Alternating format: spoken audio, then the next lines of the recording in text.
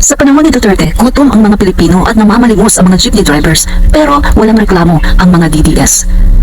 Ayan po, namamalimos po ang ating mga jeepney drivers. Wala po silang ayuda at sila po ay nasa kalsada at minsan nga raw ay nasa panganib ang kanilang buhay dahil may mga sasakyan. Pero tinitiis nila dahil para lang mabuhay ang kanilang pamilya.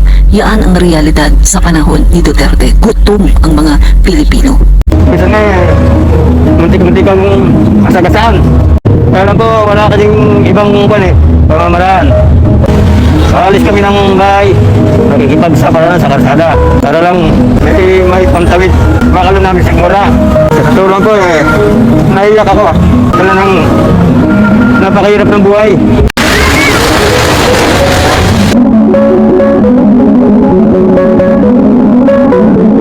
Mula nang magka-enhanced community quarantine, isa siya sa 15 tsuper dito sa nagtahan na hindi na nakauwi sa Bicol dahil sa ECQ. At dahil walang pasada, wala silang kita. Kaya umaasa sa mga magbibigay ng tulong. Sana po matulungan kami tungkol dun sa binibigay namin amelioration para naman maibsan yung mga pangangailangan ng bawat isa sa amin. Mahirap kayo. Putang ina, sige. Mag-taste kayo sa hirap at gutom. Wala akong pakialam. Ang issue ngayon is gutom ang Pilipino.